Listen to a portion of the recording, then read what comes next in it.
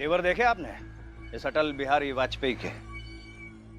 समझने को हम भी खुद को राजा साहब समझ सकते हैं, लेकिन इससे हम मूर्ख कहलाएंगे और मौका छोड़ देना अपने आप ही बड़ी मूर्खता है। हमें ठिकाने लगाने का मौका छोड़कर सोचो इस लड़के ने कितनी मूर्खता दिखाई है। इतने आदर्श, इतनी मर्यादाओं के साथ ये वाजपेयी परिवार जीता कैसे? खास तौर से अटल। घुटन नहीं होती इन लोगों को? पता नहीं कैसे जी लेता है। ये लोग इतने किताबी है कि इनके बारे में ज्यादातर हम सोच ले, सुन ले तो उबन सी होती है। देखना तो मना, अगर ये ऐसे ही चलता रहा ना तो अंत में इस अटल को अपनी मर्यादा के चक्कर में ना केवल राजा साहब और राज परिवार बल्कि पूरा ग्वालियर बेकार, नकारा और निकम्मा समझेगा। अगर ऐसा है त्रिपाठी साहब, तो जो कल होना है वो आज ही क्यों ना हो जाए? मैं अटल को नाकारा और गलत साबित करने के लिए किसी भी हद तक जा सकता हूं, और जरूरत पड़ी तो अंग्रेजी हुकूमत और प्रशासन की भी मदद लूंगा। और ये बात मैं पूरी विनम्रता और जिम्मेदारी के साथ कह रहा हूं। विनम्रता, जिम्मेदारी? कौन सी भाषा बोल रहे हो तोमर? दुश्मन का ज्यादा असर हो रहा है तुम पर? अरे नहीं त्रिपाठी साहब, कानून में रहते रहते कभी कभी ऐसी भाषा काम आती है। तुम बस काम करो, जिम्मेदारी उठाओ। अटल को ठिकाने लगाने की जिम्मेदारी उठा लो। क्या कहकर गए थे कृष्ण बिहारी वाजपेयी? फल ढूंढने वाला बनेगा। ऐसा कुछ करते हैं कि अटल जो भी करेगा उसके रास्ते में कांटे ही कांटे बिछे हो। इतने सारे कांटे बिछा दो उसके आगे बढ़ने की हर कोशिश नाकामयाब हो जाए। बार बार हारे हो, और बार बार हारने से इंसान टूट जाता है। बिल्कुल सही कहा आपने त्रिपाठी साहब। ये सब गलत है।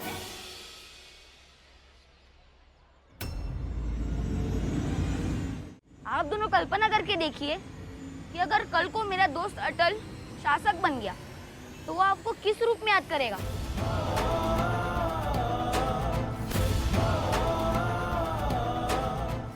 कि अटल के मोहल्ले में लोग रहते थे, वो 7 साल के अटल के रास्ते में कांटे बिछाते थे। बात तो तुम सही कह रहे हो अटल के दोस्त, लेकिन पूरी जिंदगी में अटल 2 वक्त की रोटी कमाएगा तो भी बहुत है। शासक क्या बनेगा?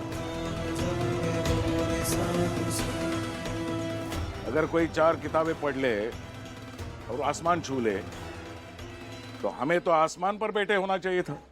भविष्य किसने देखा है? जो मेहनत करता है वो हवा की दिशा उलट देता है। क्या पता कब क्या हो, कौन जानता है? कोई जानता हो या ना जानता हो,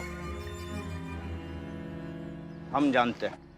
तो अगर वो जानते हैं तो ये भी जानते होंगे ग्वालियर के कितने बच्चों को राजा साहब ने अब तक पदक दिया है। बताइए, नहीं दिया ना?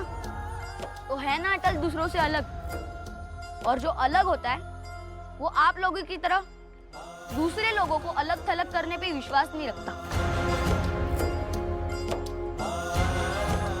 याद रखिए, आज वो राजा तक गया है, कल देखिएगा वो राजा बन जाएगा। लड़के, कुमार,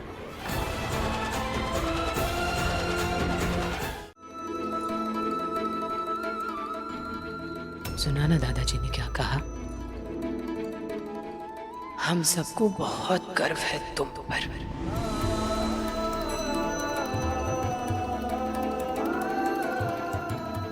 आज का ये दिन हमेशा याद रखना बेटा।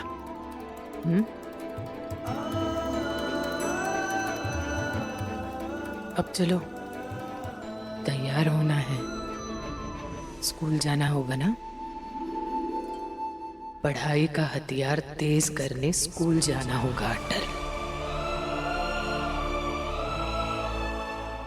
देखो, लड़ाई के लिए जीवन भर पढ़ाई का हथियार हाथ में रखना पड़ता है।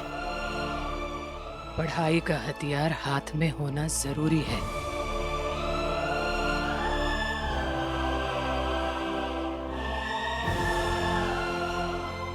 ताकि सही मौका आने पर सही हथियार सामने वाले पर चला सको।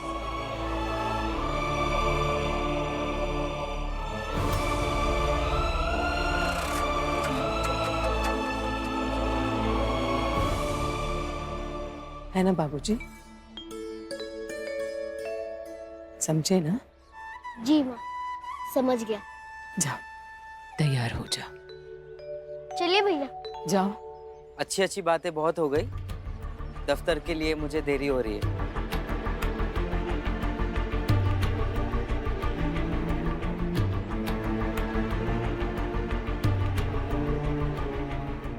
लो।